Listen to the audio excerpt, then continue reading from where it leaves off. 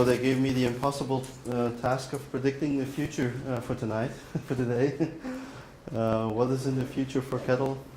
I don't know, but I can tell you what we're working on, what we see it in companies. At this moment, we see a lot of problems with a huge diversity of data sources, and not only a huge diversity in data sources, but also in quantity.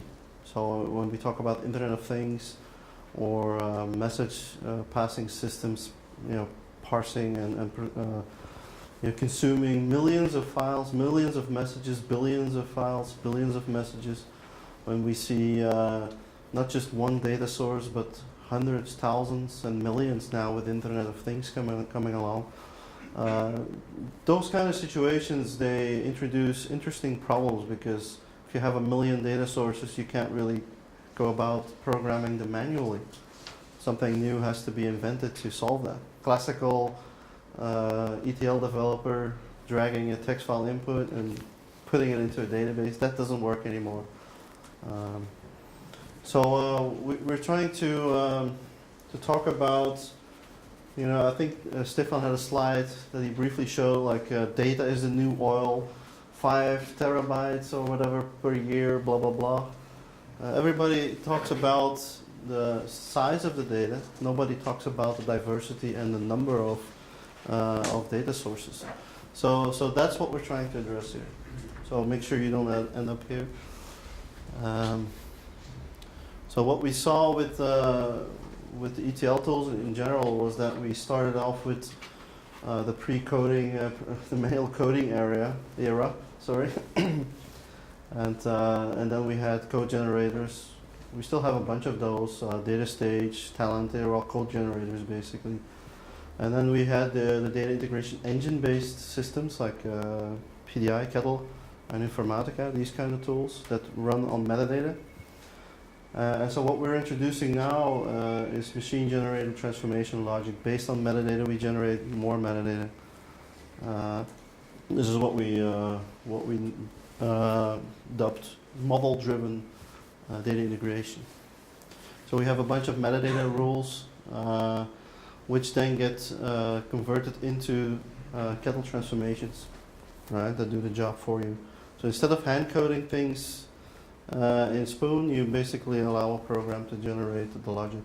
PDI logic is metadata. PDI can write metadata. Therefore, PDI can write PDI logic. We do have a. Nobody's interested in the demo, right? All right. So a very simple example, which I'll show you. That actually shows nicely. Let me quickly open the first session. So we have a simple file, lastnames.csv. And what you would usually do is get the CSV file input in Spoon, read the file, describe it. And now what we did was we created a JSON file that describes the same thing. So we know that we're going to put the data in last names in the database. We have a separator, comma, and we have the fields defined. This is the sort of thing that you would put in Spoon in the dialogues. And so how that looks in Spoon is basically that we use metadata injection. Yeah. So we read the JSON file and we inject this into a template transformation. Oops. Just give me a second.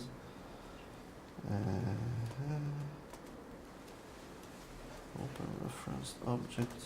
So this template is empty. It doesn't contain a file name. It doesn't contain any kind of layout information. And so that information, that metadata, comes from our model, our JSON file, and gets injected and then executed. Basic ETL metadata injection. You'll see it in another session later on. So this is the one aspect of model-driven.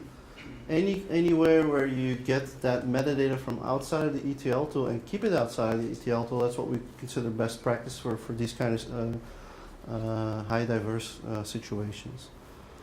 So the next time that you have 500 tables to stage from one database into another, you no longer will create 500 transformations, but you will only create one. Or if you have, well, actually, I have a few use cases in the presentation. Data extraction, data ingestion. So we have a customer, a big bank, and they ingest literally thousands of database tables from 60 plus systems all across the world, and they get copied into Hadoop for analysis for the data scientist guys. And that is a tremendous benefit for them, because now all of a sudden they can analyze the data whenever they want, and PDI just copies the data over, and so that's the data ingestion part. Data synchronization, masking, automatic masking of data. So you could specify in that JSON file this column, blank it out because it's sensitive data. You could say data profiling. You could do that as well. So all these repetitive data integration patterns you can solve with model driven. So the second part is so you can do masking, you can do all sorts of stuff, but you can also create new cubes based on what you just copied. So suppose that you read the CSV file and you got the layout from somebody else. You don't even have to know what the layout is up front, because it can be completely dynamic. Some web service can give you the layout. And you can copy it over in a database table, and we can create a new monitoring cube on top of it using the SDR, which is called Streamline Data Refinery. And all of a sudden, the users get an email maybe, and they say, hey, there's a new data source or a new dashboard for you to play with, some data to drag and drop. So that becomes then completely dynamic from the file to the front end, right? So the way that works is also very simple. Demo 2. So basically it's the same transformation, but then we add two new steps, two new job entries to build and deploy a model on the BA server. I'm not going to demo that. I have other more interesting things to show.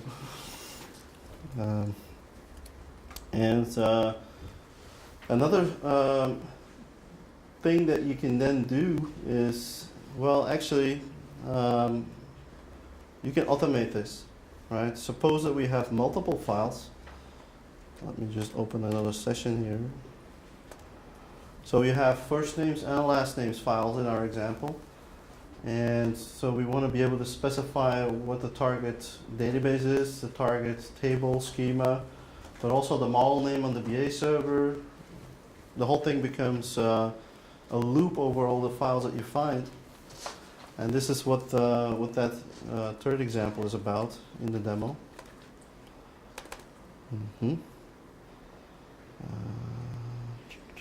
Process all files. So all of a sudden we have a looping over all the CSV files that it finds, looking up the JSON that comes along with it, and it loops over all these things. Okay, so pretty quickly you can see that that this turns into like a whole framework that you can build. And it wasn't part of the original demo that I did at the Tower last year, but in the meantime we have an extra gift for you.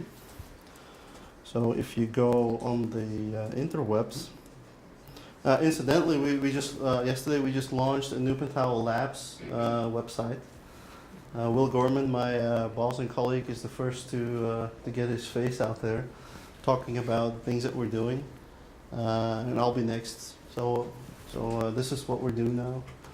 And one of the things that we did was we created a GitHub project, which is called Madcaster's Blueprints, and we'll be moving it off to the GitHub from Pentawel Labs. But since Pentawel Labs is so recent, we don't have all the authorizations figured out yet. But that will be coming soon. So what we created in this GitHub project is a bunch of blueprints or design patterns that you can use in your own ETL projects. For example, how does this model-driven example work? How do you automatically create tables based on the JSON that you have, for example? So in the auto-create table example,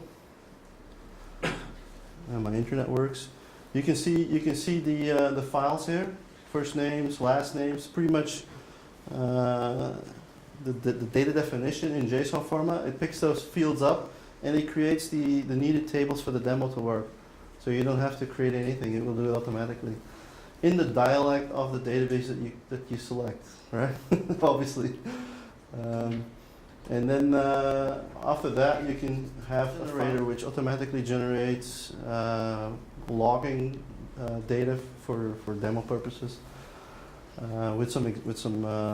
There's an automatic file layout detector that we created, which automatically figures out the layout of a CSV file. If you don't know the layout at all, it makes a guess. There's a model-driven example, pretty much what I showed you now. There's a queue design pattern where we use a database to queue all the work that needs to be done, and then take the work off the queue, which is a great way to keep track of processing a lot of files.